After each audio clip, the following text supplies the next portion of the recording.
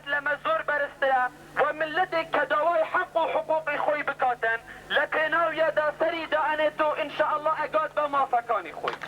ئەم دیمەنانە لە ڕۆژی 8 ئازاری ساڵی 1991 لە سلێمانی وێنەیان گیراوە.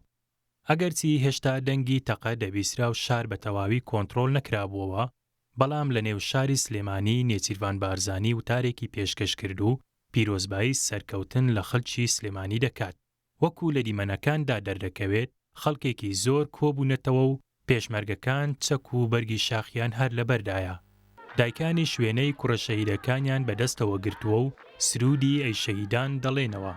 خەڵکی چاوەڕێی ئەوەیان دەکرد سەرکردایەتی شۆڕشی کوردستان بێنە نێو خەڵک و هانیان بدەن تاوەکو بەردەوام بن لە ڕاپەڕین. ڕۆژێک دوای ڕاپەڕین بەڕێز نێچیروان بەرزانی سەردانێکی سلێمانی کرد و وتارێکیە کە ئەمە بۆ خۆی بەڕاستی نیشانەی پشتگیریکردن و لە خۆبردووی و هەوڵ و تێکۆشانی سەرکردایەتی سیاسی کورد بوو بۆ ئەوەی بێتە ناو جەماوەرەوە و جەماوەر دڵنیا بکاتەوە لەوەی کە هەتا بتوان و ئەوەنەی لە دەستیان بێت پشتگیری جەماوەر و دەستکەوتەکانی ڕاپەڕین بن و چۆنیەتی پاراستنی دەستکەوتەکانیش بە جەماوەر بسەلمێنن. ڕۆژی 7 سێی ساڵی 1991 خەڵکی سلێمانی دژی دام و دەستگاکانی ڕژێمی بەعەس ڕاپەڕین و یەکەم فیشەکی ڕاپەڕین لە سلێمانی لە سەرچنار تەقێنرا و تاوەکو 8 مانگ بەردەوام بوو.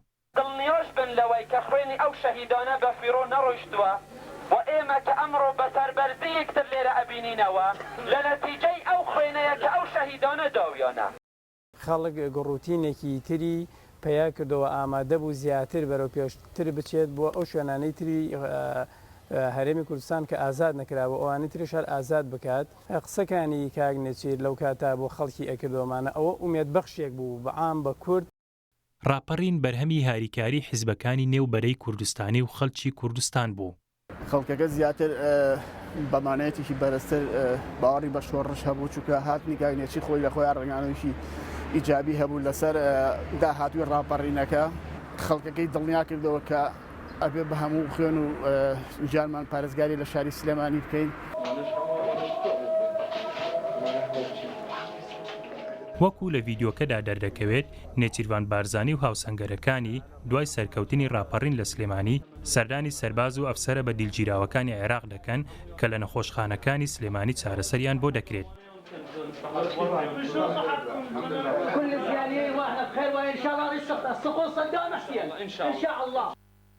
ڕاپەڕین لە ڕانیە دەستی پێکرد و بە کۆنتڕۆلکردنەوەی کەرکووک لە ڕۆژی 21 ئازاری ساڵی 1991 کە دەکاتە ڕۆژی نەورۆز کۆتایی پێهات و باشووری کوردستان لە ژێردەستی حیزبی بەعەس دەرهێنرا. بارزان محەممەد ڕووداو.